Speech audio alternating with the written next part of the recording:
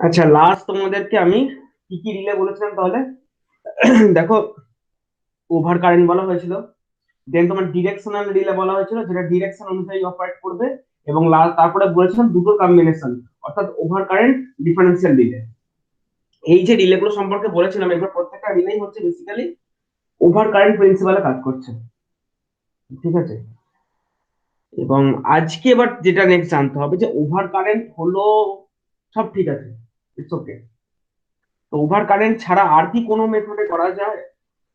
এইটা হচ্ছে প্রশ্ন। যে ওভার কারেন্ট ব্যাপারটা হচ্ছে এরকম, ধরো ওভার কারেন্ট বলতে আমরা কি বুঝি, যে একটা পার্টিকুলার অ্যাম্পিয়ারের উপরে কারেন্ট দিলে ওটা অপারেট করবে। ঠিক আছে? তো ধরো আমি ধরে নিচ্ছি যে এটা তোমার একটা সোর্স, সেই সোর্স একটা লোডকে সাপ্লাই দিচ্ছে। ঠিক আছে? সেই সোর্সের ভোল্টেজ ছিল মনে করো 200 ভোল্ট। আমি একটা এক্সাম্পল ধরে নিচ্ছি, এবং মনে করো এইখান দিয়ে 20 অ্যাম্পস ফ্লো হচ্ছিল। আচমকা দেখলে এই 20 অ্যাম্পিয়ারটা আর 20 অ্যাম্পিয়ার নেই, 20 অ্যাম্পস নেই। Suppose this 20 ampere turns up to 40 ampere, 40 ampere হয়ে গেছে। তখন তোমার মনে হবে যে না, এইখানে যে সার্কিট ব্রেকার আছে, এইখানে আমার যে সার্কিট ব্রেকারটা রয়েছে, সেই সার্কিট ব্রেকারটাকে অপারেট করা দরকার, কারণ অ্যাম্পিয়ারটা ডবল হয়ে গেছে। সেই কন্ডিশনে তোমার বুঝতে পারো যে হ্যাঁ, নিশ্চয়ই কোথাও ফল্ট হয়েছে, বা কিছু একটা ওভারলোডেড কন্ডিশন হয়েছে, তবেই না 20 জায়গায় 40 অ্যাম্পিয়ার ড্র হচ্ছে, যেটা হওয়ার কথা না। যদি এমন হয় যে 20 অ্যাম্পিয়ারটা 40 অ্যাম্পিয়ার হলো বটে, কিন্তু সাপোজ এই ভোল্টেজটাও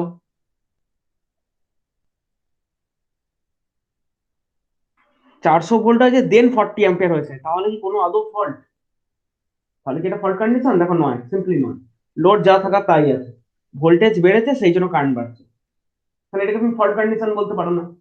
যদি এরকম কোনো সিচুয়েশন থাকে যে যেখানে এইরকম একটা পরিস্থিতি, অর্থাৎ ফল্ট হয়নি কিন্তু কারেন্ট বেড়ে যাওয়ার কারণ হচ্ছে সোর্স ভোল্টেজটা বেড়ে যাওয়া, তো ধরে নিচ্ছে আমি সেটা কোনো অ্যাবনর্মাল কন্ডিশন মেবি নয়।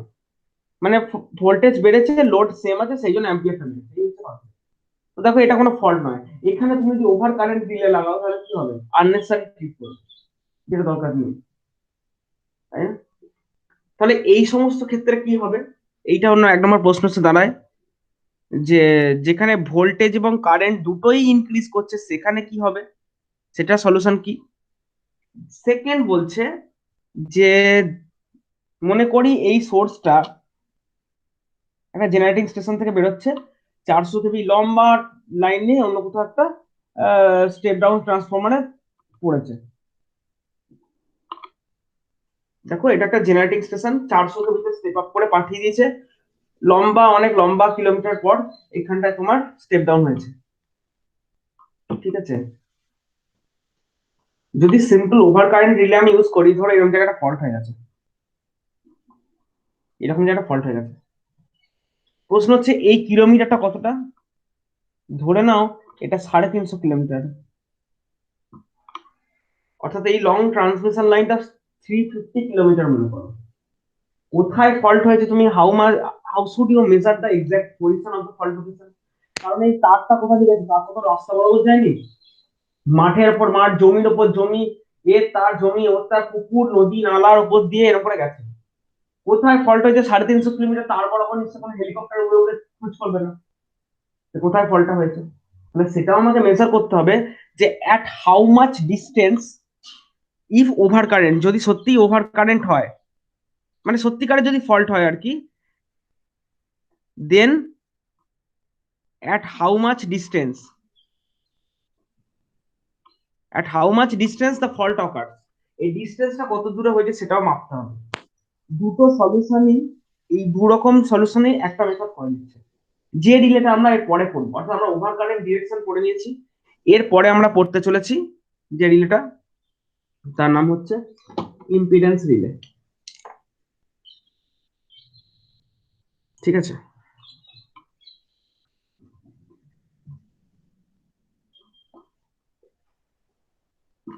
এরপরে যেটা পড়তে হচ্ছে ইম্পিডেন্স রিলে। ইম্পিডেন্স রিলে মানে বুঝতে পারছো, এখানে ও কি কাজ করবে? ও ইম্পিডেন্স মেজার করবে। এবং খেয়াল করে দেখো, ইম্পিডেন্স বলতে আমরা কি বুঝি? ইম্পিডেন্স রিলে বলতে আমরা বুঝি Z equal to V by I. তাহলে যদি কোনো জায়গায় ফল্ট হয় সেখানে ভোল্টেজ বেড়ে যায় নাকি কারেন্ট বেড়ে যায়, কোনটা বেড়ে যায়? তোমরা সবাই জানো এইটা বেড়ে যায় ফল্ট হলে। মানে এইটা বেড়ে যাওয়া মানে দেখো এইটা কমে যাওয়া, অর্থাৎ তোমার কারেন্ট যদি বেড়ে যাচ্ছে তার মানে ইম্পিডেন্স তোমার কমে যাচ্ছে। এই রিলে গুলো এভাবেই কাজ করে, এরা সবসময় ইম্পিডেন্স মেজার করে। এবং এদের যে মানে ওই যে অ্যালুমিনিয়াম ডিস্কটা ঘুরবে, সে অ্যালুমিনিয়াম ডিস্কটা ঘোরা বলো বা রিলেটা অপারেট করা বলো বা সেই অপারেশনের জন্য প্রয়োজনীয় যে টর্কটা, সাফিসিয়েন্ট টর্কটা উইল ডিপেন্ডেবল আপন only on your impedance and under A set value. যে ধরো ইম্পিডেন্স যদি লেস দেন সেট ভ্যালু হয়, অর্থাৎ ইম্পিডেন্সের লোয়েস্ট ভ্যালু আছে, তার নিচে ইম্পিডেন্স ফল করে যাচ্ছে মানে কারেন্ট বেড়ে যাচ্ছে, দেন রিলে শুরু করে। মানে এই রিলে গুলোর কাজ হচ্ছে এরা কারেন্ট বা ভোল্টেজ আলাদা করে দেখে না, এটা ইম্পিডেন্স মেজার করে। ওই ইম্পিডেন্স করে মেজার করবে, এর টেকনিকটা তোমরা অলরেডি এতে পড়েছো, ওই মেজারমেন্টে পড়েছিলে। ওখানে ভোল্টেজ এবং কারেন্ট ছিল, দুটো কয়েল ছিল। ভোল্টেজ কয়েলটা যেদিকে টান মারছে, কারেন্ট কয়েলটা যদি তার উল্টো দিকে প্রেসার মারে, তাহলে তোমার এই এই ধরনের অপারেশন করা পসিবল। ওহম মিটার যেটা বেসিক্যালি এই ধরনের ইম্পিডেন্স স্ট্রিটের মেন ফিচারটা হচ্ছে এটা বেসিক্যালি একটা ওহম মিটার। যেরকম ওহম মিটার দেখেছো এরকম কাঁটা থাকে, ধর এদিকে লেখা আছে 0 ওহম, এদিকে লেখা আছে 100 কিলো ওহম। তো যত বেশি ওহম তত কাঁটা দিয়ে ঘোরে, এটাও সেই প্রিন্সিপালে করা। কাঁটা বাই ডিফল্ট এইরকম জায়গায় আছে মানে ইটস ওকে, ঠিক আছে। ধরো এটা 100 ওহম, কাঁটা যখনই কমতে কমতে একটা পার্টিকুলার ভ্যালুর নিচে চলে আসছে, এখানে এসে আমি ট্রিপ করে দেবো। এইটা হচ্ছে মেন প্রিন্সিপাল এই জিনিস। এবং দেখতে একই, এটাও সেই ইন্ডাকশন টাইপ হয় বা ব্যালেন্স অনেক রকম টাইপের হয়, সেগুলো তোমরা দেখবে। তো আমার বক্তব্যটা হচ্ছে যে এইখানে ওহম মিটারের যা প্রিন্সিপাল, সেই প্রিন্সিপাল উপরে কিন্তু এই ইম্পিডেন্স মিটার ওয়ার্ক ফাংশনটা দাঁড়িয়ে। তো চলো আমরা আগে দেখে নিই যে এটা তোমার কিভাবে আমরা করবো বা না করবো, সেই জিনিসটা আমরা দেখে নিই, ঠিক আছে। তোমাদের ফার্স্ট যেটা আছে, দাঁড়াও লিস্টটা খুলি।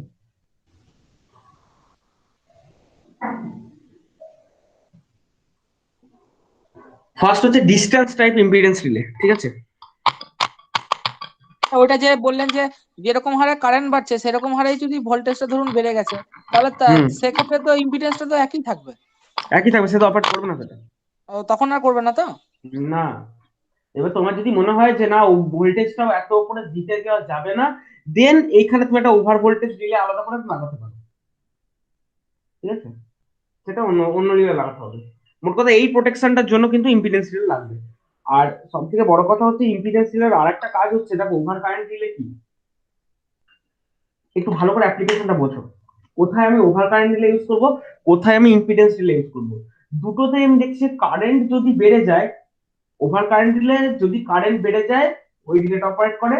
In case of your impedance relay what happens, if your current increases then automatically your impedance decreases, and if that impedance value is lower than a set value then this relay operates, right? দুটোর ক্ষেত্রে অ্যাপ্লিকেশনটা কোথায় হবে, না ধরো তুমি একটা সাবস্টেশনে রয়েছে, সেই সাবস্টেশনে ধরো একটা প্ল্যান্টে রয়েছে, সেখানে কি আছে, একটা জায়গায় জেনারেটর আছে, অল্টারনেটর আছে, তার প্রোটেকশন আছে, এরকম ব্যাপারটা অল্টারনেটর আছে, ট্রান্সফরমার আছে, ইয়ার্ড আছে, অনেক কিছু আছে, যেটা তোমার ওই পাঁচিলের ভেতরে, অর্থাৎ তোমার যে ইয়ারটা সেইটার কাঁটা তার আছে পাঁচিলটা তার ভেতরেই, তার ভেতরেই যদি কোথাও এরকম ফল্ট আসছে, কারেন্ট ড্র হচ্ছে, তবে কি লাগাবে, ওভার কারেন্ট লাগাবে নাকি ইম্পিডেন্স লাগাবে? দেখো অ্যান্সারটা হচ্ছে ওভার কারেন্ট লাগাবে। কারণ ওখানে তোমার ডিস্টেন্স মেজার করার দরকার নেই, কত কিলোমিটার দূরে ফল্ট হয়েছে।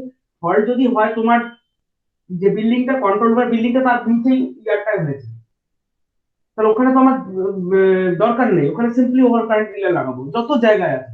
সেখানে তুমি অল্টারনেটরের ওয়াইন্ডিং প্রোটেকশন বলো, আর্ক ফল্ট প্রোটেকশন বলো, প্রত্যেকটা বাস বারের প্রোটেকশন বলো, ট্রান্সফরমার গুলো ইন্টারনাল প্রোটেকশন বলো, সব কিছু দেখো একদম প্লেন ওভার কারেন্ট দিলে, কারণ ওখানে আমার ডিস্টেন্স দরকার নেই। কিন্তু তোমার ইয়ার্ডের পরে পাঁচিলের ওপার থেকে বড় বড় ট্রান্সমিশন টাওয়ার থেকে পাওয়ারটা বেরিয়ে যাচ্ছে, ঠিক ওই পয়েন্টে যে রিলেটার আছে তাকে কিন্তু দেখো ডিস্টেন্সটাও মেজার করতে হবে। কারণ তারপর রাস্তাটা 350 কিলোমিটার যাচ্ছে, তাহলে তোমার ফিডারটা, তো সেই ফিডারে কোথাও যদি ফল্ট হয় you must have to measure your distance, and in order to do that only on those position you can use this kind of impedance relay, ঠিক আছে? লং ডিস্টেন্সের ক্ষেত্রেই ওই ইম্পিডেন্স রিলেটা অ্যাপ্লিকেবল।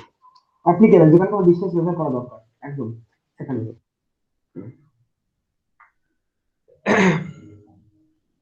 এবং দেখো এটা হচ্ছে লং ডিস্টেন্সে মূলত আমরা ইউজ করি।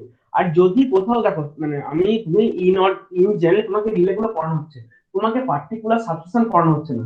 তোমার যদি পার্টিকুলার স্পেসিফিক একটা অ্যাপ্লিকেশন এরকম থাকে যে ভোল্টেজ একটা লম্বা পাল্লার মধ্যে আপ ডাউন করতে পারে, কারেসপন্ডিং কারেন্টটাও একটা লম্বা পাল্লার মধ্যে আপ ডাউন করতে পারে, সেখানে দেখো তোমার দেখো ওখানে ডিস্টেন্স মেজার করা ইজ নট ইম্পর্টেন্ট, সেখানে তোমাকে ইম্পিডেন্স রিলে ইউজ করতে হবে, কারণ সেখানে ভোল্টেজটাও বাড়তে পারে, কারেন্টটাও বাড়তে পারে। তো দুটোর বাড়ার রেশিও যদি সেম থাকে, অর্থাৎ if your impedance remain constant, voltage may be increase, that time current also increase, you may say that your ratio of voltage by current means impedance is same, so that at that time for your particular that application relay must not be operated, circuit not be treated, so only on those position you can use this kind of impedance relay। আগেই যেটা বললাম ওর দুটো application, একটা হচ্ছে ইম্পিডেন্সটা যদি constant থাকে আমি ফেলবো না, আর হচ্ছে যদি আমার ওভার কারেন্ট যদি হয়েও যায় আমি যেন ডিস্টেন্স মেজার করতে পারি, দুটোর ক্ষেত্রে এর অ্যাপ্লিকেশন। তো ফার্স্ট দেখো তোমাদের যেটা দেখে নি সেটা হচ্ছে ডিস্টেন্স টাইপ, কি আছে না ডিস্টেন্স টাইপ ইম্পিডেন্স রিলে।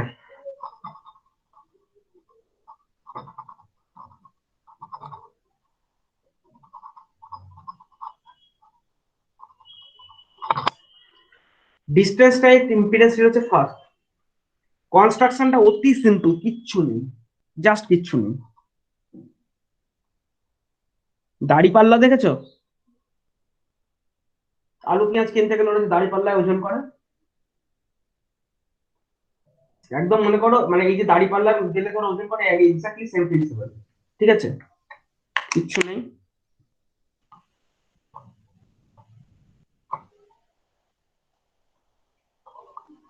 আঁকাটা একটু বাঁকা হয়ে যাচ্ছে হয়তো, কারণ আমি দাঁড়িয়ে করছি তো, আমার একটা এই হাইটে নয়, ঠিক আছে? এখানে একটা আয়রন বার, এখানে একটা আয়রন বার, ঠিক আছে? এখানে একটা ইলেকট্রোম্যাগনেট আছে,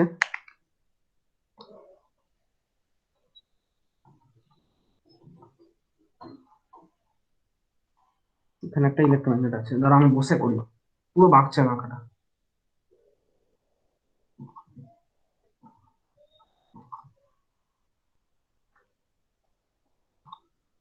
এটা হচ্ছে ফালক্রাম, বুঝতেই পারছো, আলম্ব ব্যালেন্স বিম, একটা বিম ব্যালেন্স করা। দাড়িপাল্লার কনসেপ্টটা বললাম আমি আগে, অলরেডি তোমরা তো বুঝেই গেছো আমি কি আঁকতে চলেছি।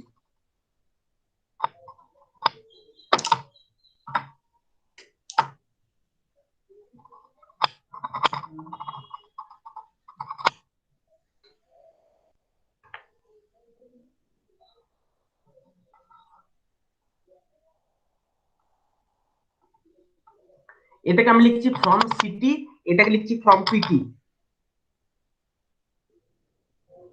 দেখো এটা হচ্ছে পিটি, এটা হচ্ছে সিটি, অর্থাৎ আমার যে লাইনটা সেই লাইনের যে ভোল্টেজ, পিটি মানে কি, পোটেনশিয়াল ট্রান্সফরমার, অর্থাৎ এ হচ্ছে ভোল্টেজটাকে অ্যাজ পার ভোল্টেজ আমার, এটা হচ্ছে ভোল্টেজ কয়েল, আর যেরকম কারেন্ট যাচ্ছে অ্যাকর্ডিং এটা হচ্ছে সিটি, অর্থাৎ এটা আমার কারেন্টটাকে দেখছে। এবার দেখো সার্কিটে যদি তোমার ভোল্টেজ না বেড়ে যদি কারেন্ট বেড়ে যায়, কারেন্ট যদি বেড়ে যায় তাহলে কি হবে? বাই ডিফল্ট হচ্ছে এটাকে এমন ভাবে ব্যালেন্স করা আছে, এই ব্যালেন্সিং এর টেকনিকটা পুরোপুরি, আচ্ছা পুরোপুরি এঁকেই দিই আগে, দাঁড়াও আগে পুরোপুরি এঁকে দিই, অ্যাকচুয়ালি পুরোপুরিটা আঁকিনি বলে এরকম লাগছে।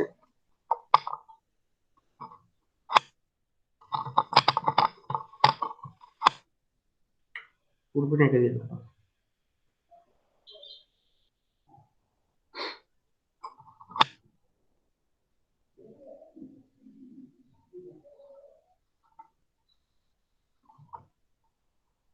বুঝতে পারছো এতগুলো কি নামালাম?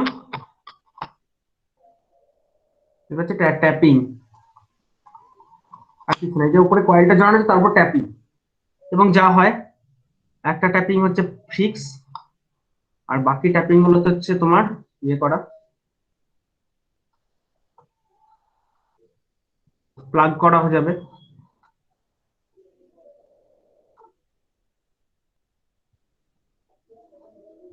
যা যা টেকনিকের দিকে সেম টেকনিকের দিকে, এটা একটা কমন টার্মিনাল, এখানে কিছু ট্যাপিংস আছে, সেগুলো কমনলি একটা ট্যাপিং থেকে কানেক্টেড। অর্থাৎ আমি চাইছি, সাপোজ আমি চাইছি যে আমার ভোল্টেজ বাই কারেন্ট, যে আমার V by I equal to Z, সেই যে জেড সেটা পার্টিকুলার একটা ভ্যালু মতো লাগবে। কিভাবে রাখবো না, ধরে নিচ্ছি সাপোজ আমার জেড এর ভ্যালু হবে, ধরে নাও আমি একটা এক্সাম্পল লিখছি, হ্যাঁ এটা এটা কোনো ফিক্স কিছু না, ধরে নাও আমি ইম্পিডেন্স ধরে নিচ্ছি 10 ওহম। তো এই জেড যদি 10 হতে হয়, এবার তোমার ভি, তাহলে দেখো খেয়াল করে বুঝতে পারছো, তাহলে ভি ইকুয়াল তোমার ভি বাই আই মানে যদি 10/1 হয়, তার মানে হচ্ছে এদিকে, অর্থাৎ এইরকম যদি সিচুয়েশন থাকে তাহলে আমি এদিকে সেই রকম, এটা বুঝতে পারছি বলছে ট্যাপিং, যেরকম কারেন্ট সেটিং এর সেই রিলেতে কারেন্ট সেটিং এর ট্যাপিং পড়িয়েছিলাম, এটা হচ্ছে এক্স্যাক্টলি সেই ট্যাপিং, এখানেও ট্যাপিং এখানেও ট্যাপিং। আমি এখানে একটা ধরো এই প্লাগে ইন করেছি, আর এই কারেন্ট ট্যাপিংটাকে আমি এরকম জায়গায় ইন করেছি, তাতে করে কি হয়েছে দেখা যাচ্ছে ভি বাই এদিকে ধরো ভোল্টেজ আসছে, এদিকে কারেন্ট ভোল্টেজ আসছে, ভোল্টেজ যা থাকবে সে তার জন্য দেখো এই ইলেকট্রোম্যাগনেটটা এনার্জাইজ হবে, এইটাকে নিচের দিকে টেনে ধরে থাকবে, যা কারেন্ট আসবে সে কারেন্ট কয়েল এটাকে নিচের দিকে টেনে রাখবে, তাহলে দুটোকে ও ব্যালেন্স করছে। এবং ব্যালেন্সটা কিভাবে ব্যালেন্স করবে না, আমি জানবো আমার জেড কতটা, আমি কতটা জেড অ্যালাউ করবো, অ্যাকর্ডিংলি ভি বাই আই যা হয় আমি এদিকে ট্যাপিং গুলোকে অ্যাডজাস্ট করে রাখবো, so that voltage by current ratio, ঠিক আছে, এমন ভাবে সেট করা আছে যেমন এদিকে 10:1 যদি হয়, তাহলে এদিকে তোমার, এদিকে যদি 10 ইউনিট টর্ক দেয়, এখানেও 10 ইউনিট টর্ক দেবে। জাস্ট রেশিও অ্যাডজাস্টমেন্ট, এখানে এমন এমন রেশিও করে রেখেছি যে এদিকে 10 গুণ এলে এদিকে 1 গুণ কমে গিয়ে এদিকে 10 দেয়, এদিকে 1 দিলে এদিকে 10 দেয়, মানে এটাকে বাড়িয়ে রেখেছি ট্যাপিং, এদিকে রেখেছি কমিয়ে, 10 দিলে 10 দিচ্ছে, এখানে 1 দিলে 10 দিচ্ছে, বুঝতে আছে। তাহলে 10 এদিকে যদি 10 ইউনিট টর্ক থাকে, এদিকে 10 ইউনিট টর্ক থাকে, তাহলে দেখো রিলেটা ব্যালেন্স হয়ে থাকে। এখন যদি ভোল্টেজ বেড়ে যায়, ভি প্লাস প্লাস হয়, তাহলে তো ইম্পিডেন্স প্লাস প্লাস হবে। আমি আগেই বলেছি impedance relay should be operate only when impedance value is lower than a set value, যদি কমে, কমতে কমতে একটা লোয়ার ভ্যালু নিচে এলে তবে অপারেট করবে, বাড়লে কিন্তু অপারেট করবে না। কারণ আমি এখানে, আমি আগে বলছি ভি বাই আই করছি আমি এখানে, তাহলে যদি জেড বেড়ে যায় তার মানে কি, জেড বেড়ে যাওয়া মানে বেসিক্যালি ভোল্টেজটা বাড়ছে, ভোল্টেজ বাড়া মানে এদিকে টর্কটা বেশি পড়বে, তাতে করে রিলেটা একটু ডাব এই বরাবর হেলে থাকবে, একটু এইদিকে হেলে থাকবে, আর এইদিকে যদি হেলে থাকে বুঝতে পারছো এটা জিন্দেগিতে অপারেট করবে না, ট্রিপ সার্কিটে যাবে না। একমাত্র যদি কারেন্ট বেড়ে যায়, অর্থাৎ ইম্পিডেন্স যদি কমে যায়, তখনই তোমার এর টার্নটা যদি আরো বেশি হয়ে যায়, এর থেকে এর টার্ন যদি বেশি হয়ে যায়, তখন দেখো এইগুলো কানেক্ট হয়ে গিয়ে ট্রিপ স্ট্রিপ করা হবে। খুব ইজি মেকানিজম, কিছুই নেই, দেখে বুঝতে পারছো এই হচ্ছে তার ফান্ডা, ঠিক আছে।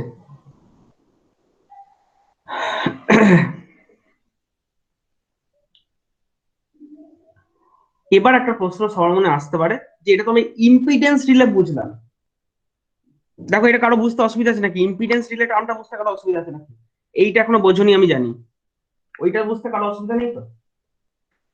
তো ডিস্টেন্স কথাটা কোত্থেকে এলো, যে ডিস্টেন্স কেন আমি বলছি, তার কারণটা হচ্ছে তোমাদের একটা জেনারেল সেন্স কি বলে, ধরো এটা একটা স্টেশন, এটা একটা স্টেশন, এখান থেকে পাওয়ারটা ফিড হয়েছে আরেকটা স্টেশনে, ঠিক আছে, ফলটা মনে করো হয়েছে এই জায়গায়, ফলটা এরকম জায়গায় হয়েছে, তোমাদের জেনারেল সেন্স কি বলে, দুদিকেরই সার্কিট ব্রেকার আছে, দুদিকের সার্কিট ব্রেকারই ট্রিপ হবে, কার ট্রিপিংটা আগে হওয়া দরকার, লেফট পজিশনে যে আছে নাকি রাইট পজিশনে যে আছে, কার ট্রিপিংটা আগে দরকার, সবার যে কাছে একই ক্লোজে আছে অ্যান্সার, সেটাই, যে এক্স্যাক্টলি এটা ক্লোজ। সবার কাছে এই সেম অ্যান্সার, যে যে আমার নিয়ারেস্ট আছে তার সে কিন্তু আগে অপারেট করবে, যে ফার এন্ড আছে সে একটু পরে অপারেট করলেও হবে। তার মানে আমি যদি এর পয়েন্ট অফ ভিউ থেকে এদিকে তাকাই, ও কি বলবে, ও বলবে আমার থেকে যত দূরে ভালো করে বোঝো, আমার থেকে যত দূরে আছে আমি তত দেরি করে অপারেট করবো, বা আরো বলতে গেলে যে আমার চান্সেস অফ অপারেশন হচ্ছে আরো কম, কারণ আমাকে অপারেট করবো কি না করবো সেটা আমার কত ডিস্টেন্স তার উপর ডিপেন্ড করছে। তার মানে যদি এবার এখান থেকে আমি কি দেখতে পাচ্ছি, এইখানকার যে রিলেটা আছে তার জন্য দেখো ডিস্টেন্সটা বেশি, d1 is greater than your d2, এদিকে d1 এদিকে d2 হলে d1 is greater than d2। তার মানে আমি বলতে পারি আবার কি, এই যে লম্বা লাইনটা আমি যে এতক্ষণ ইম্পিডেন্স ইম্পিডেন্স করে বক বক করছি, এটা কি জিনিস, এটা তো বেসিক্যালি লাইনটার ইম্পিডেন্স, তাই না? এর মধ্যে কি ভোল্টেজ আছে আর এর ভেতর দিয়ে কি কারেন্ট যাচ্ছে, তার মানে আমার ইম্পিডেন্স বলতে কিন্তু বেসিক্যালি অফ দিস লাইন। তো এই যে লাইনটার কথা আমি বলছি তার যে ইম্পিডেন্সটা আমি দেখছি, এখন যদি এমন হয় যে ইম্পিডেন্স, যে কোনো ইম্পিডেন্স কিসের সাথে প্রপোর্শনাল, আমি যে লেন্থ বলি ক্রস সেকশন বলি কোনটা, লাইনের ইম্পিডেন্সটা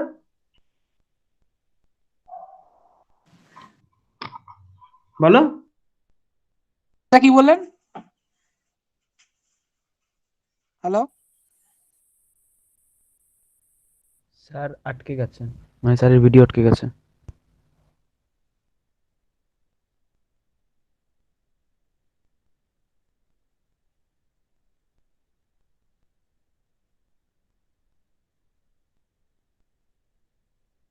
স্যার জানে তো, স্যার পড়েই যাচ্ছে।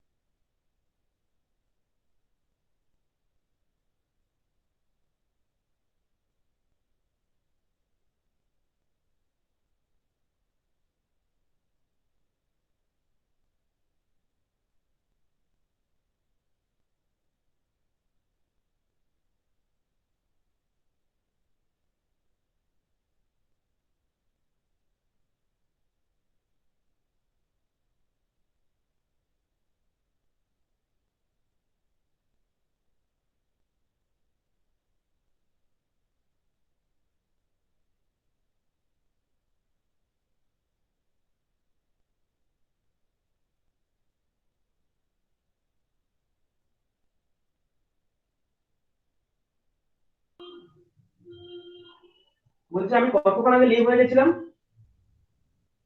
স্যার অনেকক্ষণ আগে আমি কল করলাম আপনাকে ওই জন্য।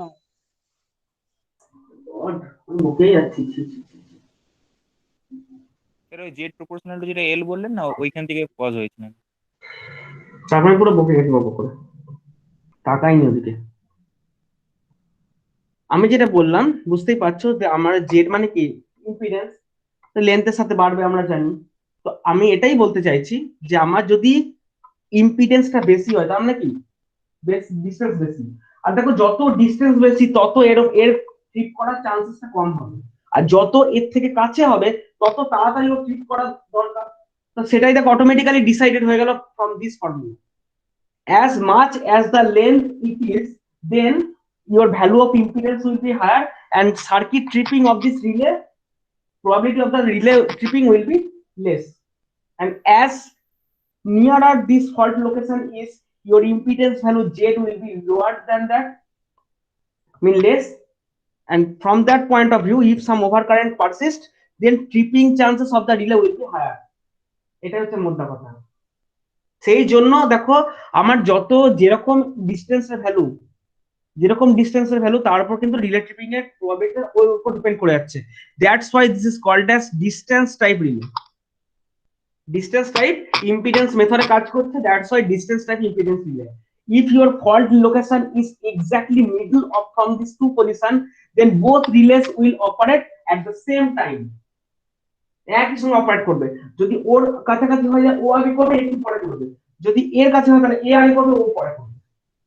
দেখো টোটালি ব্যাপারটা ক্লিয়ার হলো কিনা? কারো মনে কোনো কোশ্চেন বা কিছু এলে বলবে একটু।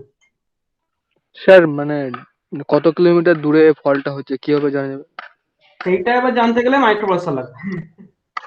কত এক্স্যাক্টলি কত কিলোমিটার মিনিট করে বলছি। তুমি জানতে চাও যে কত কিলোমিটার দূরে ফল্ট হয়েছে না, অ্যাকচুয়ালি সত্যি কথা বলে দিই, মাইক্রোপ্রসেসর কদিন হলো এসেছে? মাইক্রোপ্রসেসর এসেছে 1980 সাল ধরো, 1980 1972 এই সময় মাইক্রোপ্রসেসর একটু এসেছে। 1975 বা 1980, মানে খুব বেশি দিন আগের কথা নয়। 1980 মিনস আজ থেকে 30-35 বছর আগে। তো আজ থেকে 30-35 বছর আগে মাইক্রোপ্রসেসর বা মাইক্রোকন্ট্রোলার ব্যাপারটা এসেছে। যতদিন না ওরা এসেছে তার আগে অবধি এই যে ব্যালেন্সড বিম দেখালাম, এই ব্যালেন্সড বিম যাতে নেচার বা এই রকম নেচার থেকে ওরা অপারেট করতো। এবং সেক্ষেত্রে কিন্তু যেটা হতো, এই রিলে ট্রিপিং টাইমটা নোট করতো ওরা। ঠিক আছে, এই রিলে ট্রিপিং টাইমটা নোট করতো। ধরো আমি ধরে নিই ফলটা হয়েছে এরকম জায়গায়, ঠিক আছে, এবং যখনই ফল্ট হতে শুরু করেছে একই সঙ্গে মানে কারেন্টটা তো বাড়বে, একই সঙ্গে সঙ্গে অপারেট করবে, সঙ্গে করবে না। এই যে ফালক্রাম বলছি, এখানেও কিন্তু একটা ওই ড্যাশ স্পট, আমার তো ইনভার্স ক্যারেক্টার টাইম ক্যারেক্টারিস্টিক্স লাগবে, এখানে ড্যাশ স্পট আছে দুদিকেই। অর্থাৎ দুম করে চাইলেও আসতে পারবে না, এই ড্যাশ স্পটটা কিন্তু প্রোহিবিট করবে। আস্তে আস্তে আসবে, যত বেশি কারেন্ট তত টাইমটা কম লাগবে। অ্যারেঞ্জমেন্ট অ্যাকচুয়ালি এভাবে করা আছে। তার মানে আমি হচ্ছে ধরো একটা ফল্ট হয়ে গেছে পুরোনো দিন, আজ থেকে 40 বছর আগে আমরা ফিরে যাচ্ছি, ফল্ট হয়ে গেছে, আমি দেখছি এ টাইম নিয়েছে, ধরো এ টাইম নিয়েছে রিলেটা অপারেট করতে, এর টাইম লেগেছে 10 সেকেন্ড আর এর লেগেছে 2 সেকেন্ড। টাইমটা হচ্ছে ই টু দি পাওয়ারের ফর্মুলা, ঠিক আছে, ই টু দি পাওয়ারের ফর্মুলা। তার মানে এইটা আমার যদি ডিস্টেন্স হয় এ, এ ডিস্টেন্স, ওদিকে যদি হয় বি ডিস্টেন্স, তাহলে খেয়াল করে দেখো A by B equal to simply দেখো ই টু দি পাওয়ার তোমার এটা উল্টোটা হবে আর কি, e to the power 10 by e to the power 2, এরকম একটা নেচার হবে দেখো। এবার আমার তো টোটাল ডিস্টেন্সটা জানা আছে, এ প্লাস বি জানা আছে, তাই তো? এইখান থেকে এখানে কত কিলোমিটার সেটা আমার জানা আছে আগে থেকে। আমি এদের একটা রেশিও পেয়ে যাচ্ছি, টাইম অফ অপারেশন থেকে আমি রেশিও পেয়ে যাচ্ছি। আর এটা জানা আছে কত, এখান থেকে এ আর বি এর ভ্যালু ক্যালকুলেট করে দেবো, বেরিয়ে যাবে। যখন ক্যালকুলেট করে বেরোলো যে 80 কিলোমিটার কি 75 কিলোমিটার বেরোলো, তারপর 75 কিলোমিটার লোকেশনটা এক্স্যাক্টলি কোন গ্রাম কোন অঞ্চল পাস করেছে সেটা ওরা ম্যাপ থেকে দেখে নেবে, তারপর সেখানে ওরা গাড়ি পাঠিয়ে দেবে। এই তো মেন মেথড। এইটা আজ থেকে 40-50 বছর আগে এটা করা হতো, ঠিক আছে। এখন সেটা করা হয় না, এখন তার জন্য মাইক্রোপ্রসেসর চলে এসেছে। এখন রিলে ট্রিট করার উইদিন 1 সেকেন্ডের মধ্যে, উইদিন 1 সেকেন্ডের মধ্যে ধরো যে রিলে ট্রিট করে গেল 1 সেকেন্ড, সঙ্গে সঙ্গে কর্তা প্যানেলে অ্যালার্ম বেজে গেল যে রিলে ট্রিট হয়ে গেছে। যেখানে সাবস্টেশন ইঞ্জিনিয়ার আছে এখানেও অ্যালার্ম বাজলো, এখানেও অ্যালার্ম বাজলো, দু জায়গাতেই দৌড়লো, এখানে দেখিয়ে দেবে 80.52 কিলোমিটার, এত নিখুঁত ভাবে দেখাবে, এত নিখুঁত ভাবে দেখিয়ে দেবে কত এক্স্যাক্টলি কোন লোকেশনে ফল্ট হয়েছে। যে লোকেশনে ফল্ট হয়েছে তার লঙ্গিটিউড ল্যাটিটিউড এই রিলে গুলো বলে দেবে, তবে ওরা মাইক্রোপ্রসেসর একদম অক্ষাংশ দ্রাঘিমাংশ বলে দেবে যে একদম এই লোকেশনে ফল্ট হবে। ওরা এখান থেকে দেখতে পাবে ব্যাপারটা। মানে ওদের ভিতরে আরো অ্যাডভান্স ক্যালকুলেশন গুলো করা আছে, যেসব ক্যালকুলেশন মানুষকে করতে হতো, যেসব ক্যালকুলেশনের ইনপুট ভ্যালু, অর্থাৎ দেখো এ আর বি এর ভ্যালু জানলেই বলো না, লাইনটা যে বরাবর পাস করে তার একটা ম্যাপ ওয়াইজ তার লঙ্গিটিউড ল্যাটিটিউডের প্রত্যেকটা ইনস্ট্যান্টেনিয়াস ভ্যালু সেগুলো ধরে ধরে টেবিল দেখে দেখে মানুষকে বার করতে হতো। মানুষই করেছে সেই টোটাল ডেটাটা মাইক্রোবাসের ভিতরে ভরে দিয়েছে, ও নিজেই ক্যালকুলেট করে এরপরে বলে দিচ্ছে। তবে ওর দাম 13 কোটি টাকা, দামটা বলেছিলাম তোমাদেরকে। এই যে এরকম করে বলে দিচ্ছে লঙ্গিটিউড ল্যাটিটিউড বলে দিচ্ছে, ওর দামটা এমনি এমনি নয়, 13 কোটি টাকা ওই জন্য দাম। মাইক্রোবাসের আসার আগে অব্দি মানুষ সেটা ম্যানুয়ালি ক্যালকুলেশন করে বার করতো, টাইম অফ অপারেশনের রেশিও থেকে, আর কিছু, ঠিক আছে। তো এইটা হচ্ছে দেখো ডিসটেন্স টাইম ইম্পিডেন্স রিলে। এখান থেকে কারো কোনো কোশ্চেন থাকলে একটু বলো, নেক্সট তোমাদের যেটা আছে আমি বলবো। ডিস্টেন্সটা একবার বলে দিলে ভালো হতো। জেড ভ্যারি যা এল ওই ব্যাপারটা একটু। মানে কত দূরে ফল্ট হয়েছে ওইটা? কিছুই না, আমি বলতে চাইছি যে ধরো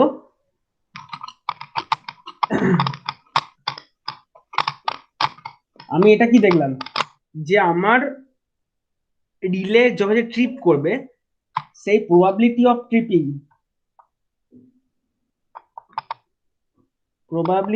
of tripping proportional to 1/z, তাই তো? এটা তো বুঝে গেছো, ইম্পিডেন্স যত কম হবে তত রিলে ট্রিপিং এর প্রবাবিলিটি আমার বাড়বে, ইট উইল ইনক্রিজ।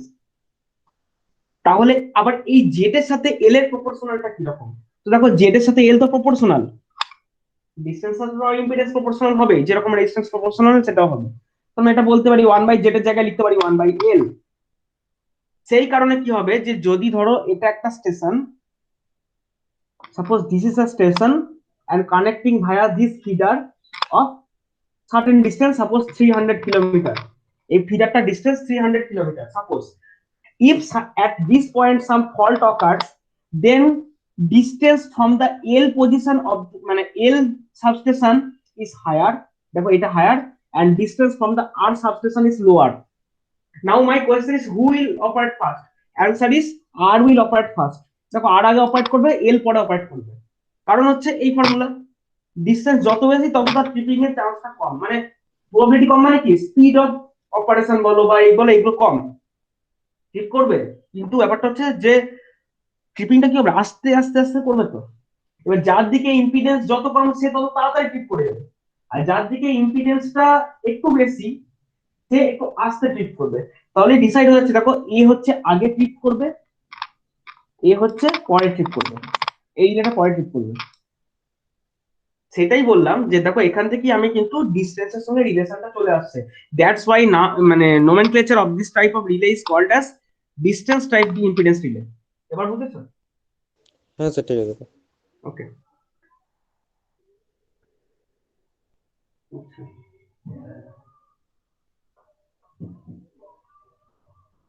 হ্যাঁ, বেসিক্যালি এর ম্যাথমেটিক্যাল এক্সপ্রেশনটা হচ্ছে এরকম হবে, আমি এটা মুখে বা এই জিনিসটা বললাম কি হবে, এই ম্যাথমেটিক্যাল এক্সপ্রেশনটা বললাম কিছুই না। দেখো এখানটাও হচ্ছে কি, এই যে যে কোনো ইলেকট্রোম্যাগনেটের ভেতর দিয়ে যতটা কারেন্ট পাস করে তার স্কোয়ারের সাথে তার টর্ক প্রপোর্শনাল হয়। যদি এর কথা তুমি বলো তাহলে দেখো এর ক্ষেত্রে টর্ক ওয়ান যেটা, অর্থাৎ যে টর্ক ওয়ানটা প্রোভাইড করছে it proportional to k1 v square. কারণ দেখো এখানে সাপ্লাইটা হচ্ছে ভোল্টেজ, তাহলে ভোল্টেজের স্কোয়ারের সাথে টর্ক প্রপোর্শনাল। অপরদিকে এখানে যে টর্কটা প্রডিউস হচ্ছে T2 প্রপোর্শনাল টু দেখো k2 i স্কোয়ার, এ তো কারেন্টের সাথে প্রপোর্শনাল। যদি ব্যালেন্সড কন্ডিশনে থাকতে হয় দেন আমি বলতে পারি your T1 must be equal to T2, যদি ব্যালেন্সড কন্ডিশন থাকতে হয়, অপারেট যদি না করে, অর্থাৎ বলতে গেলে k1 v square equal to k2 i square. বুঝতেই পারছো কিছুই নেই, তার মানে তোমার হচ্ছে দেখো v square by i square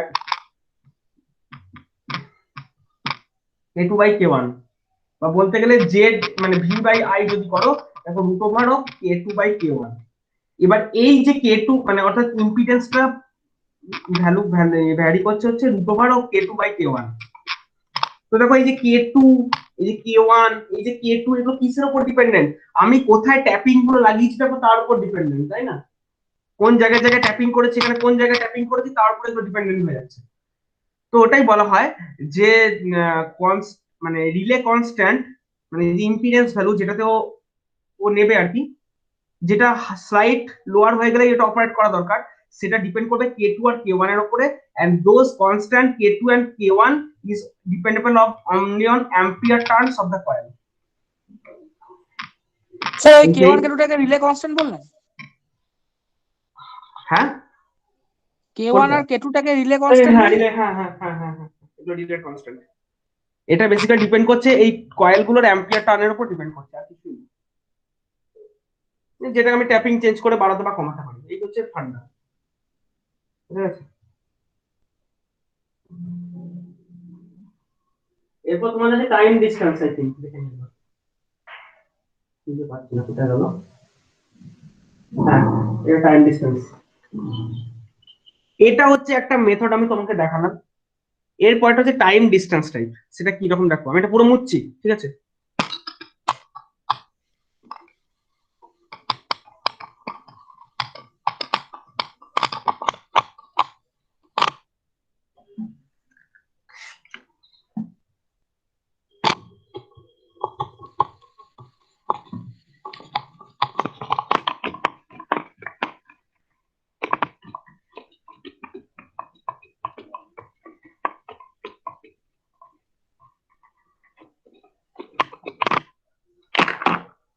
আচ্ছা, এই রিলেটেড কনস্ট্রাকশনটা একটু কিছু না, একই প্রায়, একটু অন্যরকম করে করেছে। সেটা হচ্ছে এখানে একটা কয়েল আছে, মানে ইলেকট্রোম্যাগনেট আছে এখানে একটা, ঠিক আছে। সেই ইলেকট্রোম্যাগনেটটাকে অ্যাট্রাক্ট করছে একটা প্লাঞ্জার, মানে একটা প্লাঞ্জারকে এই ইলেকট্রোম্যাগনেটটা অ্যাটাক করছে নিজের দিকে, আকর্ষণ করছে, ঠিক আছে। আর কি আছে, এর সাথে এইরকম একটা জিনিস কাপল করা আছে, ঠিক আছে। এটা কাপল করা আছে, এইখান থেকে একটা কিছু থেকে ঠ্যাঙা মতো নামানো আছে, এই ঠ্যাঙাটার কাজ কি আমি পরে বলছি। আর এইখান থেকে হচ্ছে তোমার ফাইনালি ট্রিপিং কন্ট্যাক্টটা রয়েছে, এটা তোমার ট্রিপিং কন্ট্যাক্ট। জিনিসটা বুঝতে পারলে কিরকম, এই জিনিসটা এই বরাবর বা এই বরাবর ঘুরতে পারে, এই টোটাল একটাই সেট আপ। দেখো এটা যদি এ যদি অ্যাট্রাকশন করে রাখে না, তাহলে এটা কানেক্ট হবে না, এটা কানেক্ট। আবার এ এ যদি একে ছেড়ে এইভাবে সরে আসতে থাকে, মানে এই যে জিনিসটা আছে, এইটা মনে করো এইটা, এটা যদি এইভাবে সরে আসতে থাকে, তাহলে যা হওয়ার হবে ওইটা ওই দিকে সরতে থাকবে, এইটা ওই দিকে সরতে থাকবে, সরতে কানেক্ট করবে। এবং এই টোটাল জিনিসটা ঘুরবে কি না ঘুরবে সেটা ডিসাইড করে দিচ্ছে এই ঠ্যাঙাটা। আমি ঠিক ঠ্যাঙা বলছি, মানে পাই ইচ্ছে করে বোঝাবো না, ঠ্যাঙা বলছি। ওটা হচ্ছে একটা পুলি আর্ম, ঠিক আছে। এই পুলি আর্মটা ওটা তোমার ফাইনালি ডিসাইড করছে। সেই পুলি আর্মটা আবার কি থেকে ড্রাইভ হচ্ছে, না এটা একটা আলাদা ইলেকট্রোম্যাগনেট থেকে ড্রাইভ হচ্ছে। নিচে ইলেকট্রোম্যাগনেটটা এরকম,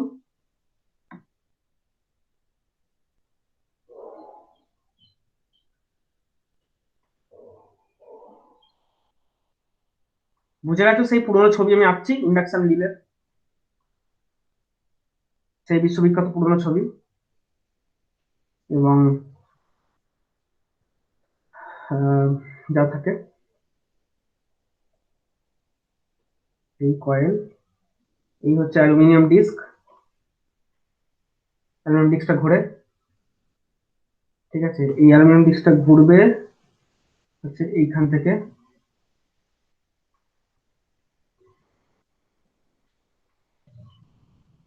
ঠিক আছে। আর কি আছে, এই যে ডিস্কটা পুরো ঘুরবে, হ্যাঁ,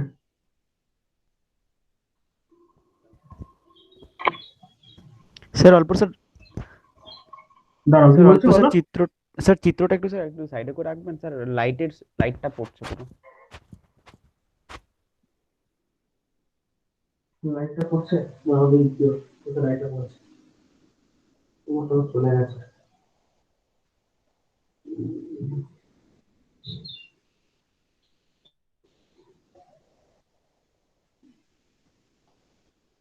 কিন্তু আমি আরো করলে কথা বলবো।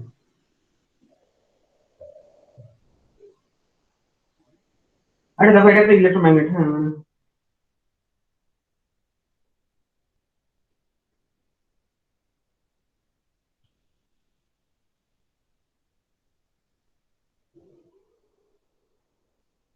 এবার ঠিক আছে।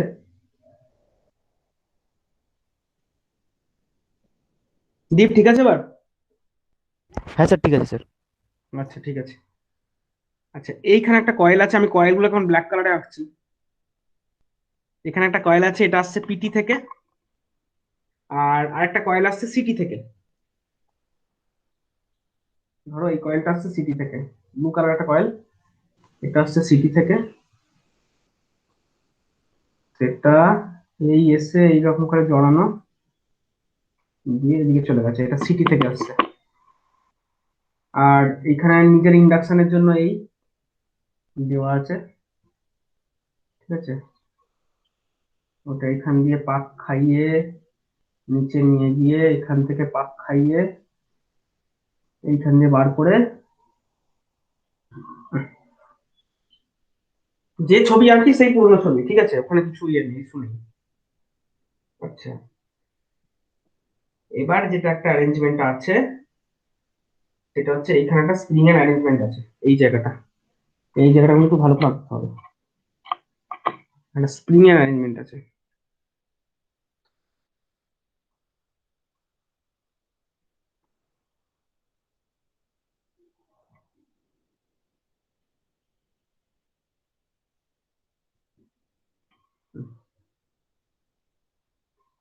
এবার ঠিক আছে,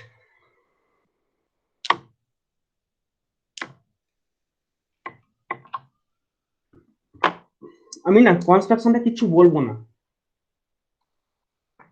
আমি তোমাদের কনস্ট্রাকশনে কিছুই বলছি না, তোমরা নিজের ভাবো দেখে কি কি হতে পারে। দেখে বুঝতেই পারছো এটা পিটি থেকে আসছে, তার মানে এটা ভোল্টেজটাকে মাপছে। তো যত বেশি ভোল্টেজ তত বেশি ও হচ্ছে এই প্লাঞ্জারটাকে তার নিজের দিকে টেনে রাখছে। নিজের দিকে টেনে রাখছে মানে এ কিন্তু ট্রিপ হতে দিচ্ছে না। আমরা জানি যে আমার V by I equal to Z, আর আগেই বলেছি ট্রিপিংটা হবে জেড যত লেস হবে, তার মানে যত বেশি ভোল্টেজ তত হচ্ছে নো ট্রিপিং, এটা একটা কন্ডিশন। আই বাড়তে বাড়তে মানে বাড়তে বাড়তে একটা সময় পরে ট্রিপ করবে যদি ভোল্টেজ আর না বাড়ে। কথাটা কি লিখেছে দেখো, V by equal to Z, ভি যত বেশি বাড়বে তত ট্রিপ না করার চান্স তত বেশি, এই প্লাঞ্জারটাকে নিজে থেকে টেনে রাখবে তত ট্রিপটা হতে দেবে না। যত বেশি কারেন্ট বাড়বে, ঠিক আছে, যদি ভোল্টেজ আর বেশি না বাড়ে, অর্থাৎ ভোল্টেজটা কনস্ট্যান্ট আছে কারেন্টটা বেড়ে যাচ্ছে, দেন ট্রিপিং করবে, তাহলে ট্রিপ করবে। যদি ভোল্টেজ আর না বাড়তে পারে, নো মোর ইনক্রিমেন্ট, এইটা হচ্ছে ব্যাপার। তো এখানে অ্যারেঞ্জমেন্ট যেটা করা হয়েছে সেটা বুঝতে পারছো, উপরেরটা হচ্ছে ভোল্টেজের নিচে না, নিচে হচ্ছে কারেন্টের ব্যাপারটা। এটা তো একটা যেরকম পাচ্ছি একটা ওভার কারেন্ট রিলে যা হয়, এটা তো ঠিক এক্স্যাক্টলি সেম জিনিস, ছবি থেকে চিনতে পেরেছো। তো কারেন্ট ট্রান্সফরমারটা মনে করো কারেন্ট সেন্স করছে, এবং সাপোজ সেটা দেখলো যে ওভার কারেন্ট হয়েছে, ঠিক আছে, ওভার কারেন্ট হয়েছে। তো ওভার কারেন্ট যখনই হবে কি হবে, এই ম্যাগনেটিক যে ডিস্কটা আছে, এই সরি অ্যালুমিনিয়াম ডিস্কটা আছে, ঘুরতে শুরু করবে। দেখো ওর যে অ্যাক্সেলটা রেড কালারটা হচ্ছে ওর অ্যাক্সেলটা, ওর অ্যাক্সেলের সাথে একটা স্প্রিং লাগানো। স্প্রিং লাগানো মানে কি, এটা ঘুরতে শুরু করবে, স্প্রিংটা প্যাঁচ খেতে শুরু করবে। দেখো এটা ঘুরলেই যে ওপরটা ঘুরবে তার কোনো গ্যারান্টি নেই। কখন ঘুরবে, ঘুরতে ঘুরতে যখন আর এই স্প্রিং এর চাপটা আর নিতে পারবে না, তখন স্প্রিংটা আর যখন পারবে না নিজে, ওর তো একটা লিমিটেশন আছে। অর্থাৎ যখন when this aluminum disc rotates, at that time spring is also being concentrated, and after a certain value spring itself will also start move. যে কোনো স্প্রিং এর অ্যাপ্লিকেশন তোমরা এটা ভালো করে জানো। আমি স্প্রিংটার উপর দিকটা মনে করো একটু ধরে রেখে চেপে নিচের দিকটা ঘোরাচ্ছি, একটা সময় তো চাপটা উপরে এসে পড়বে, তখন টোটালটা ঘুরবে। তো এটা হচ্ছে এক্স্যাক্টলি সেই সিস্টেম। অ্যালুমিনিয়াম ডিস্ক ঘুরছে ঘুরছে ঘুরতে ঘুরতে যখন আর পারছে না, গোটা স্প্রিংটাই ঘুরে যাচ্ছে, তখন এই লাল রঙের যে লাঠিটা এসে একে ধাক্কা মারবে। একে যেই ধাক্কা মারবে, এবার সেই ধাক্কাটা আর একে কতটা জোরে টেনে আছে দুজনের ব্যালেন্সিং শুরু হবে। যদি ভোল্টেজটা আর না বাড়তে পারে, তার থেকেও এই টর্কটা আরো বেশি হয়, তখন ওইটাকে ধাক্কা মেরে ঠিকঠাক করা হবে। এই হচ্ছে টেকনিক। জিনিসটা একবার নিজেরা ভালো করে দেখো, কারো অসুবিধা থাকলে বলো।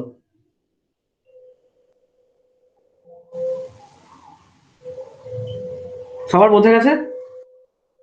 স্যার ওর রেড স্প্রিং এর পরেরটা একটু বলে দেন। একজন একজন করে কি বলো, যদি প্লাঞ্জারকে সৌরভ টেনে আসে তোমাকে বলো। তাহলে তো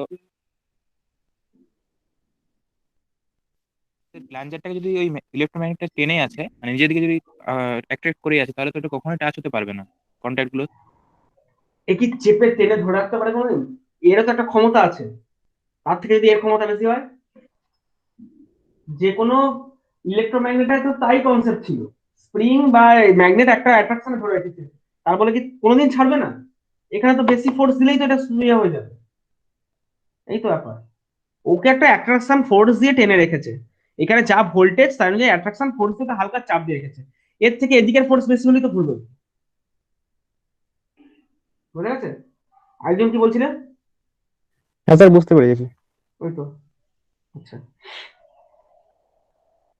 So operating principle is such like that the top portion having a electromagnet which is coming from potential transformer and some electromagnetic plunger T1 is there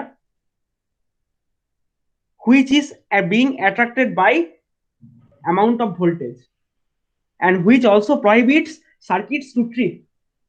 Some pull arm is there which is basically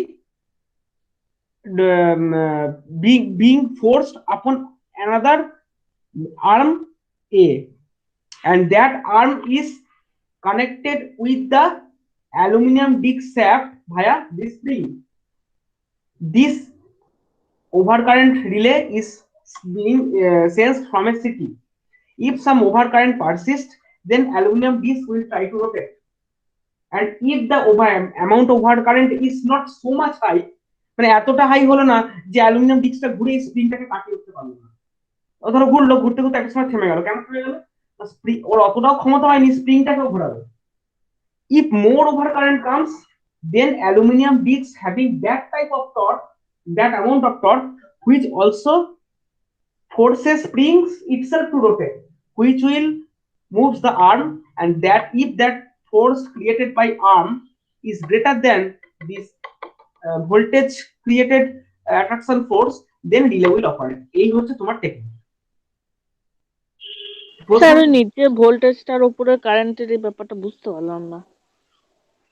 তোমার লাইনের ভোল্টেজটা sense হচ্ছে এখান থেকে PT দিয়ে, কারেন্টটা sense হচ্ছে এখান থেকে। তুমি রিলেকে কখন ট্রিপ করাতে চাও? ভি বাড়লে ট্রিপ করাতে চাও নাকি আই বাড়লে ট্রিপ করাতে চাও? কোনটাতে রিলেকে ট্রিপ করাতে চাও? আই বাড়লে ট্রিপ করাতে চাও তো, নাকি ভি বাড়লে ট্রিপ করাতে চাও? বোঝা গেছে? এটা কি করে ও না, এটা কি করে বুঝবো যে ভোল্টেজ বাড়ালে ট্রিপ করাবো বা তার কারেন্ট বাড়ালে ইম্পিডেন্স রিলে পড়াচ্ছে কি জন্য? ইম্পিডেন্স রিলেটা পড়াচ্ছে কি জন্য? কিন্তু প্রথমে পড়া থেকে প্রথমেই বললাম জেড ইকুয়াল টু তোমার ভি বাই আই। আমরা বেসিক্যালি আমরা এখানে কিন্তু কারেন্ট বেশি হলেই টিপিংটা করবো। রিলের একটা যে কোনো রিলেরই উচিত হচ্ছে, আমি এখানে কিন্তু ওভার কারেন্ট নিয়ে কাজকর্ম করছি। হ্যাঁ, প্রিন্সিপালটা ওভার কারেন্ট ডাইরেক্ট নয়, আমি প্রথমে পড়ানোর সময় ওটা বললাম যে নর্মাল ওভার কারেন্ট রিলের কিন্তু অনেক কিছু লিমিটেশন আছে, যে লিমিটেশন গুলো আমরা এই জায়গাগুলো ওভারকাম করতে পারি। তো সেই কারণেই হচ্ছে এখানেও কারেন্টটা বেশি হলে আমি ট্রিপটা করাবো, তো সেটাকে ইম্পিডেন্স কে দেখে করাবো, কারণ কারেন্ট বেশি মানে ইম্পিডেন্স কম, আর যত ইম্পিডেন্স কম তত আমি ট্রিপিংটার দিকে চলে যাবো। এবং এই ভোল্টেজ কারেন্টের মধ্যে কারেন্ট বেশি হলে ট্রিপ করাবো, ভোল্টেজ যদি বাড়তে থাকে তাহলে আমি ট্রিপ করাবো না। এই রিলেগুলো এভাবে তৈরি।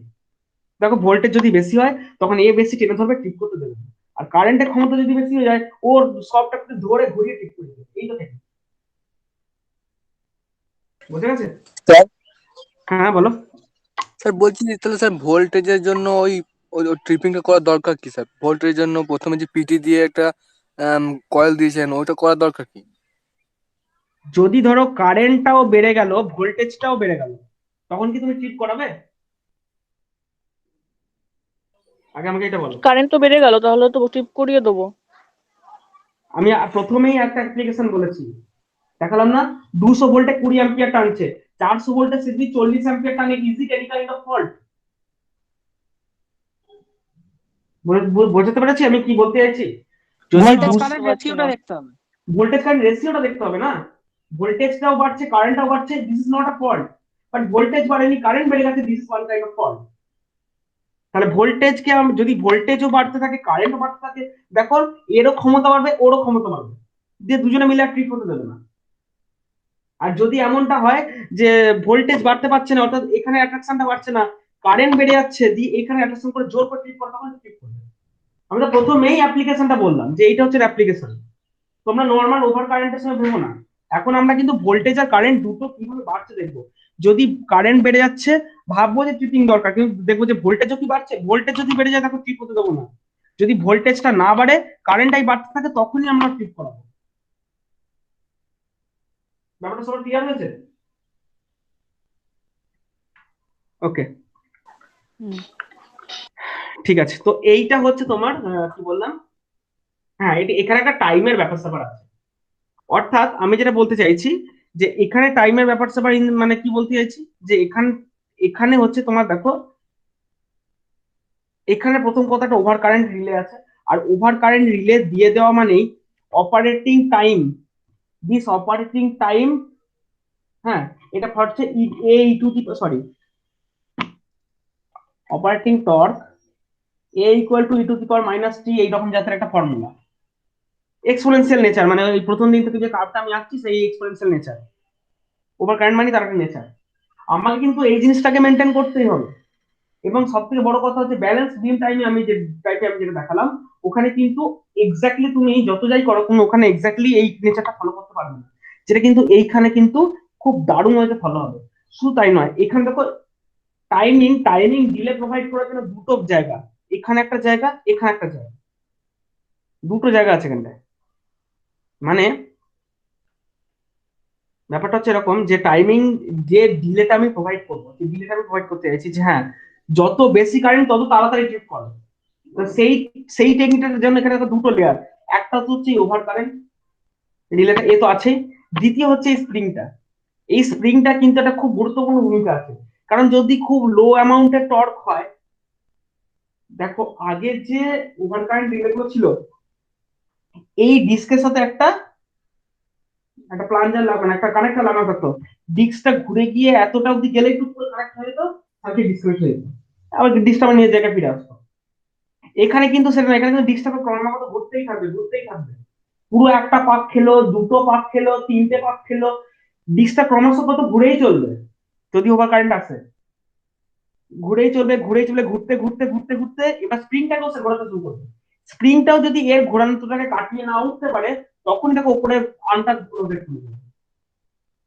মানে বলতে চাইছি টাইম ডিলে যেটা প্রোভাইড করবো, অর্থাৎ আমি যেটা চাইছি আর কি, যে আমার এইদিকে একটা সাবস্টেশন, এইদিকে একটা সাবস্টেশন, মাঝখানে এরকম জায়গায় ফল্ট হয়েছে, আমি কিন্তু এই যে অপারেটিং টাইমটা, এইখানে অপারেটিং টাইম টি আর এইদিকে অপারেটিং টাইম টি, দুজনের টাইমের যে প্রপার মেনটেনিংটা যেন খুব সুন্দর হতে হয়। যত বেশি স্মুথ আমি এই ইকুয়েশন গুলোকে বানানোর জন্য অ্যারেঞ্জমেন্টটা করতে পারবো, তত খুব স্মুথ ওয়েতে ও ইনভার্স ক্যারেক্টারিস্টিক্সটা ধরে কিন্তু অপারেটটা করবে। একটা ব্যালেন্স বিম টাইম না জাস্ট এইটুকু গ্যাপিং থাকে।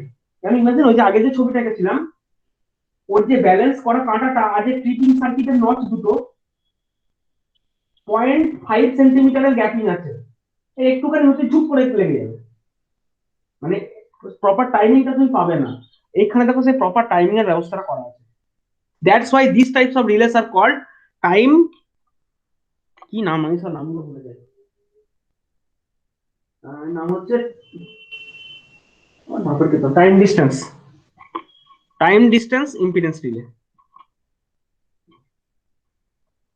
এই টাইমটাকে নিয়ে খুব মাথা ঘামায়, এইখানে একবার মাথা ঘামাচ্ছে, ওপরে একবার মাথা ঘামাচ্ছে। ঠিক আছে, সেই জন্য হচ্ছে টাইম ডিস্টেন্স, মানে এর কিন্তু এই দেখবে যে জায়গাটায় ফল্ট হয়েছে না, মানে ঠিক যে জায়গাটা ফল্ট হয়েছে, অ্যাকর্ডিংলি যে টাইমের যে রেশিওটা মেনটেন করা দরকার, যে ও আগে করবে ও পরে করবে, সেইটা একদম এইটা রিলেটা আরো স্মুথার হতে হয় ব্যালেন্স। সবার কাছে ক্লিয়ার ব্যাপারটা?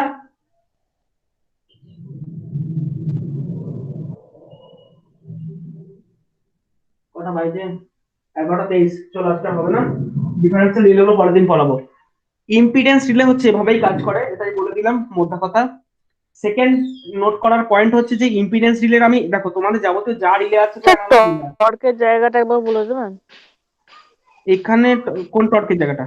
এইটা, হ্যাঁ, এটা কিছু বলিনি আমি। আমি বললাম যে একটা রিলে অপারেট করতে যদি টি সময় নেয়, অর্থাৎ টি সময় যদি সে প্রয়োজনীয় টর্কটা নিয়ে অপারেট করে, তাহলে ফর্মুলাটা এরকম দাঁড়ায় যে constant into e to the power minus t. এই যে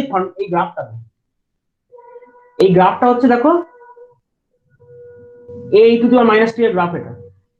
আমি সেইটা বললাম, আমি কোনো টর্কের ইকুয়েশন বলিনি। আমি বললাম যে যেরকম অ্যামাউন্টের তোমার যেরকম অ্যামাউন্টের কারেন্ট, সেই রকম টাইমিং ও অপারেট এখানেও নেবে, এখানেও নেবে। এখানেও একটা ই টু দি পাওয়ার মাইনাস টি এর গ্রাফ আছে। এইখানে যে স্প্রিং এর নেচারও তোমরা খুব ভালো, ছোট থেকে স্প্রিং ইউজ করছো, খেলনা গাড়ি দম দেওয়া স্প্রিং গুলো আছে, যেগুলো আমরা স্প্রিং দিয়ে ঘুরি, দম দিয়ে ছেড়ে দাম, খেলনা গাড়িটা চলতো। ওখানেও খেয়াল করো স্প্রিংটা কিন্তু কনসেন্ট্রেট সংকুচিত হতো, সংকিত হয়ে একটা শক্তি ধরতো। এবং স্প্রিং এর নেচারটা এরকম যে আমি যদি এই দিকটা পাকা থাকে সঙ্গে সঙ্গে দিকটা পাকে না, একটা অ্যামাউন্টের পর গিয়ে এদিকে কতটা সার্কুলেট করাচ্ছে তখন ওদিকটা কতটা রোটেশন হচ্ছে, সেটাও কিন্তু একটা এক্সপোনেনশিয়াল নেচারে ফলো করে। স্প্রিং এর কাজ কিন্তু এক্সপোনেনশিয়াল নেচারে ফলো করা রোটেশনটা। অর্থাৎ একটা স্প্রিং আছে, এরকম, যে স্প্রিং এর এই দিকটা যদি আমি রোটেট করে থাকি, কতক্ষণ বাদ ওদিকটা রোটেট করে সেটাও দেখা এক্সপোনেনশিয়াল। তাহলে এখানে একটা এক্সপোনেনশিয়াল ইকুয়েশন, এখানে একটা এক্সপোনেনশিয়াল ইকুয়েশন, দুটো জায়গায় দুটো টর্কের এক্সপোনেনশিয়াল ইকুয়েশন নিয়ে ফাইনালি একটা একটা স্মুদার কার্ভ ও তৈরি করছে। আমি এইটুকু বললাম, তোমাকে টর্কের এক্সপ্রেশন কিছুই দিতে হবে না, শুধু কনস্ট্রাকশন জানতে হবে, কি করে কাজ করছে মুখে বলে দিতে হবে, কোনো ইয়ে দেখাতে হবে না। আমি এটা বোঝানোর জন্য বললাম যে এই কার্ভটা তো এটু পার ইউ টু মাইনাস এর কার্ভ, সেটাই বললাম, ঠিক আছে। হ্যাঁ, বলতে চাইলাম যে মাইক্রোপ্রসেসর রিলে অ্যাকচুয়ালি তোমাদেরকে জানতে হবে না। আমার খুব দুর্ভাগ্য, আমি ভেবেছিলাম মাইক্রোপ্রসেসর রিলে তোমাদেরকে দিয়ে তৈরি করাবো, এরকম একদম পুরো টাইম ইনভার্স টাইম ক্যারেক্টারিস্টিক্স ধরে পুরো একদম রিলে অপারেট করবে। প্রজেক্টে যা সিচুয়েশন, যা পরিস্থিতি, আমি প্রজেক্ট করাতে পারছি না এখনো, আমি জানি না কবে কি করাতে পারবো। মাইক্রোপ্রসেসর রিলেটা আমি চেয়েছিলাম যে ওর কনস্ট্রাকশন তো তোমাদের সিলেবাসে নেই, ওটা তোমরা নিজেরা বানাও। মানে এটা তো বানানো বুঝতে পারছো, এটা তো একটা মেকানিক্যাল বানিয়েছে, এগুলো তোমরা প্র্যাকটিক্যাল ল্যাবেও করবে। মাইক্রোপ্রসেসর রিলেটা বানাতে পারলে ভালো, তুই এবার কিছু করার নেই, ওটা আমি বানাতাম তোমাদেরকে দিয়ে। এখন যাই হোক, ওটা কনস্ট্রাকশন করতে হবে না, মোট কথা ইম্পিডেন্স রিলে এইভাবে কাজ করে একটু জেনে নাও। আর যখন তুমি এই ধরনের অ্যানালগ মানে ইলেকট্রোমেকানিক্যাল রিলে ইউজ করছো, at that time distance of fault may be measured by ratio of this operating time from both end, ওখান থেকে ওরা ক্যালকুলেশন করে, আর কিছু না। আর আদারওয়াইজ কোনো ইয়ে নেই। মাইক্রোপ্রসেসর রিলে হলে ওটা 1 সেকেন্ডেই ফল্ট ক্যালকুলেশন করে বলে দেবে যে এখন তো ফল্ট, ঠিক আছে। বেশ এইটুকু আজকে বলার ছিল, কারো কিছু জিজ্ঞাসা করে জিজ্ঞাসা করো, আমি নাহলে আমি অ্যাটেন্ডেন্স লিখে